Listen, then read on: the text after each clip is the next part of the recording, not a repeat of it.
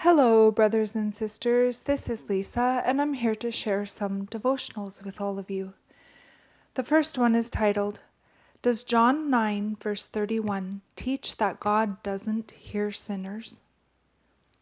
The context for this verse comes from the story of Jesus healing a man who was born blind. At the start of the narrative, the disciples ask Jesus, Rabbi, who sinned, this man or his parents, that he was born blind? John 9, verse 2. The response that Christ gives helps us understand God's view of sinners and sin.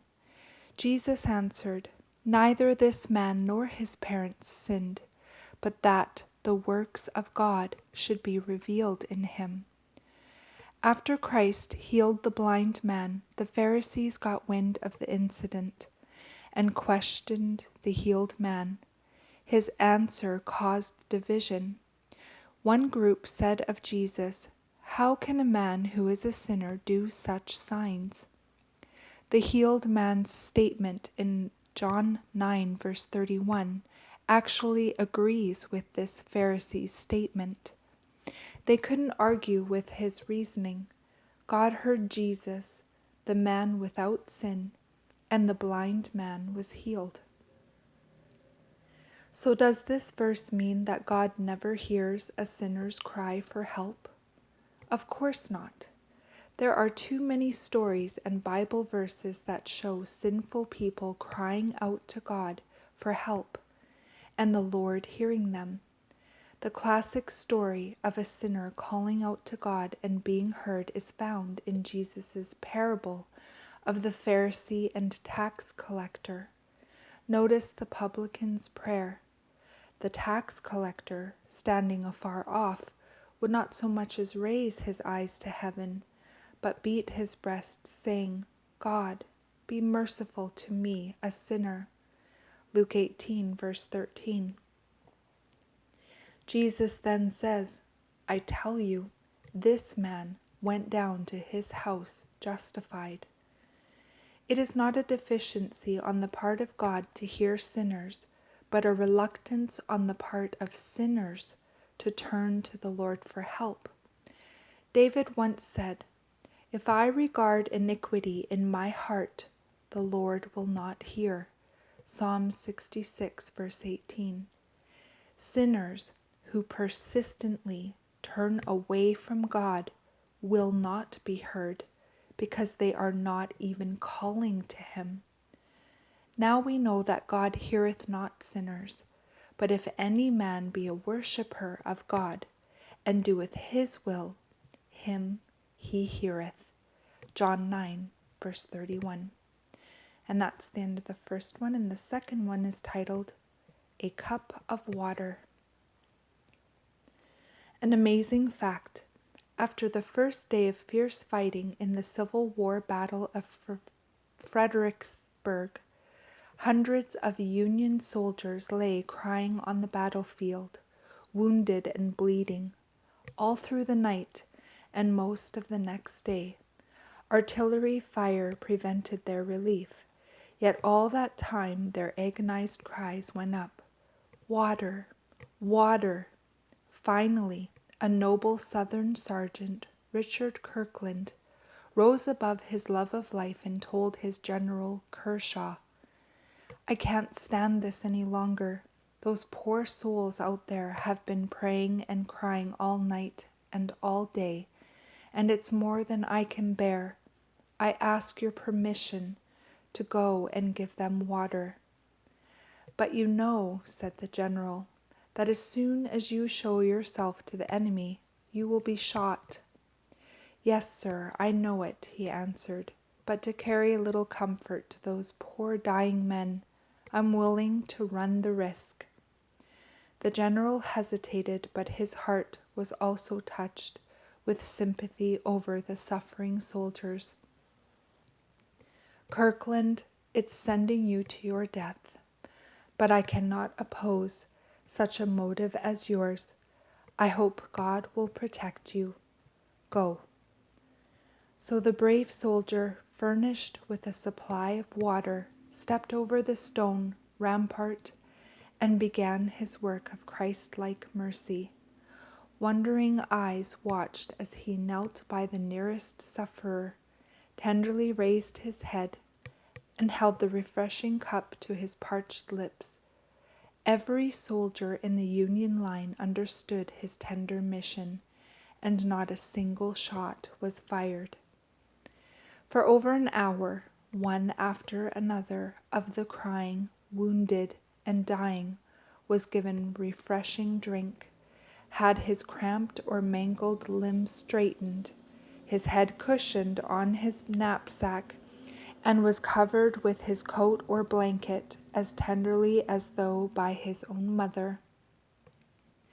It's the same on life's great battlefield, where souls are crying and dying from the fearful effects of sin. They are thirsty for the water of life, with no one to reach out to them the refreshing draught they so crave, except the one who stepped over the ramparts of heaven and came down to risk his all. Christ, on the cross of Calvary, rescued them from their sins by giving to them a fountain of water springing up into everlasting life. John 4, verse 14. For whosoever shall give you a cup of water to drink in my name, because you belong to Christ, verily I say unto you, he shall not lose his reward. Mark 9, verse 41.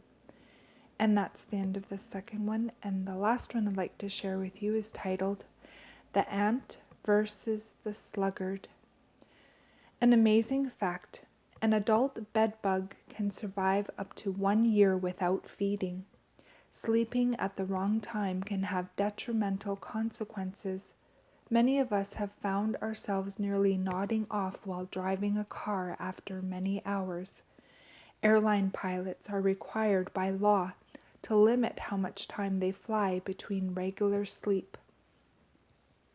Our ability to make sharp decisions declines when we don't have enough shut-eye. But our Bible verse for this morning is not about getting enough sleep, but about getting too much sleep and becoming indolent and lazy. Can you picture a sluggard? This is not the same as a slugger, which is a hard-hitting batter in baseball. It's that lazy someone who always sleeps in. You can almost see a father calling to his teenager, "When are you ever going to get up and work?" The answer is almost always, "In a little while, in a little while." Of course, we know the results of being slothful. How many individuals might improve their situation with a good work ethic if they pushed themselves a little bit more? Sometimes when I visit people in my pastoral work and listen to their tales of woe, I sense that it has become more comfortable for some to sit and watch TV than to unfold their hands, get up, and put on a pair of work gloves. But there is also a poverty that is worse than being low on cash. Paul writes, "In him we have redemption through his blood, the forgiveness of sins, according to the riches of his grace, which he made to abound toward us." Ephesians 1, verses 7 and 8. The wealth in this passage does not simply fall into our hands. We must earnestly reach for it and put forth earnest effort. God does not want us to live apathetic lives. Solomon challenges all of us to go to the ant, you sluggard.